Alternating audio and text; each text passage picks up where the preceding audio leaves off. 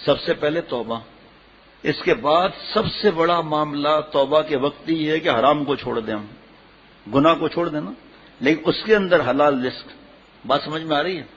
سچی توبہ کی 4 شرطیں ہیں، چاہے ریت کے ذرات جتنے گناہ ہوں۔ گناہ سے الگ ہونا 1، ندامت طاری ہونا 2، نمبر 3 پکا ارادہ کہ آج کے بعد گناہ نہیں کروں گا، جس کا حق مارا اس کا حق واپس کر دیا۔ گناہ تو کر رہے ہیں تو اللہ کے ولی کیسے بنیں گے؟ تو توبہ جب ہم کر رہے ہیں تو حرام سے بھی بچیں گے نا، گناہ جو حرام ہے اس سے تو بچنا ہی ہے۔ غذا کا بڑا اثر ہے، کیونکہ ایک لقمہ حرام کا 40 دن کی اخلاص والی عبادت کو لے جاتا ہے۔ اب اس میں حرام تو رشوت بھی ہے، ملاوٹ بھی ہے، سود بھی ہے، زکوٰۃ نہ دینا، پتہ نہیں کیا کیا ہے، لیکن جو اوقات ہمارے ہیں اس پر ہم نہیں آئے، ایماندار ہیں۔ یہاں خیانت ہو گئی، حرام تو نہیں ہوگا لیکن خیانت ہو گئی، جمع ہونا پڑے گا اس کو۔ اسی طرح اور بہت سی باتیں، ایک لقمہ حرام کا ماں باپ کے پیسے چوری کر لیے، ماں باپ نے پیسے دیے 300 روپے کے، بیٹا یہ سامان لے آؤ، 280 کا سامان لایا، 20 روپے ہڑپ کر دیا۔ ایک لقمہ حرام کا، حرام والے کمائی والے کے بیٹھے ہوئے ٹھاٹ سے، کیونکہ بریانی کباب مل رہا ہے، نکلے گا پخانا بعد میں چند گھنٹے کے بعد۔ تو اس پر الحمدللہ کئی بیان ہو چکے ہیں حرام حلال کے بارے میں، اللہ کی طرف سے کئی بیان ہو چکے ہیں الحمدللہ۔ حضرت ابو ہریرہ رضی اللہ عنہ راوی ہیں کہ رسول کریم صلی اللہ علیہ وسلم نے فرمایا، مسلم شریف کی روایت کہ بلا شبہ اللہ تعالیٰ تمام کمی اور عیوب سے پاک ہے، اس پاک ذات کی بارگاہ میں صرف وہی صدقات اعمال قبول ہوتے ہیں جو شرعی عیوب اور نیت کے فساد سے پاک ہوں۔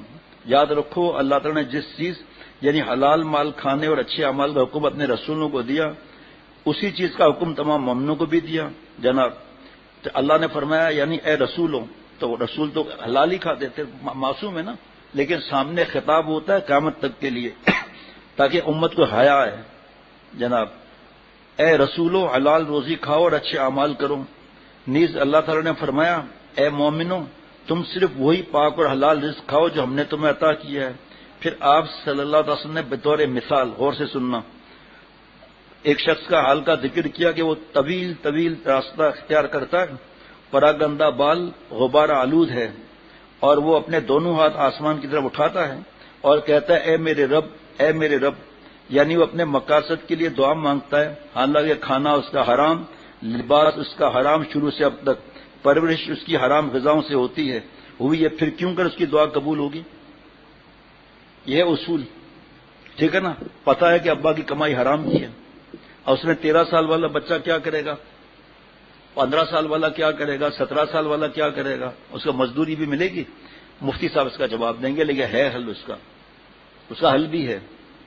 ایک 22 یا 21 سال کا نوجوان، کہیں اس کے حالات صحیح نہیں ہو رہے تھے تو اس نے اپنی ڈائری میں لکھنا شروع کیا، 2 سال بھی نہیں گزرے تھے کہ اللہ نے اس کو نوکری دے دی، کم تنخواہ کی بھی لیکن نوکری مل گئی۔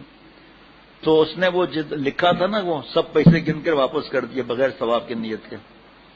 ایک تڑپ لگ گئی نا، ہم جب سوچتے ہیں کہ ہم اللہ والے نہیں بن رہے، گناہ بھی نہیں کر رہے، لیکن غذا تو حرام کی ہے، ابا تو حرام کھاتا ہے، بھائی تو حرام کھاتا ہے، سود اور رشوت اور ملاوٹ کا کام کرتا ہے، پرائز بانڈ حرام کے لیتا ہے، ڈیفینس سیونگ سرٹیفکیٹ حرام کے لیتا ہے، اور جو یہ آن لائن جو خریداری ہوتی ہے، کاش کے لوگ مفتی صاحب سے پوچھیں، مجھے پتا ہے لیکن مسائل نہیں بتاتے۔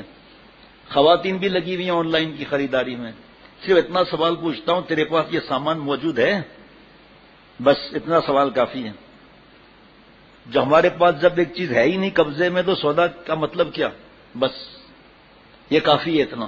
اب وہ خود تڑپے گا، پوچھے گا کہ آن لائن کے کاروبار کی کیا شرطیں، کہاں سے کہاں پہلے پیسہ لے لیا پھر تلاش کر کے خرید لیا، اس کا کیا معاملات ہے، بتاؤں گا نہیں، اشارے دے دیے بھائی، ہر ایک کی مرضی ہے 100 دفعہ، کوئی جیتا کوئی مرتا ہی رہا، عشق اپنا کام کرتا ہی رہا، لیکن افسوس کہ اس کا احساس ہی نہیں ہوتا۔ دیکھیں ہمارے مفتی نعیم صاحب بتاتے ہیں کہ اگر آپ کو ٹریولنگ کا کام شروع کرنا ہے، میڈیکل سٹور کھولنا ہے، آپ نے درزی کا کام کرنا ہے، کپڑے کا کام کرنا ہے، جو بھی آپ نے کام کرنا ہے، آپ کے ذمہ فرض ہے کہ آپ پوچھیں کیا حلال ہے کیا حرام ہے۔ کون سے الفاظ سے حلال روزی بھی حرام ہو جاتی ہے؟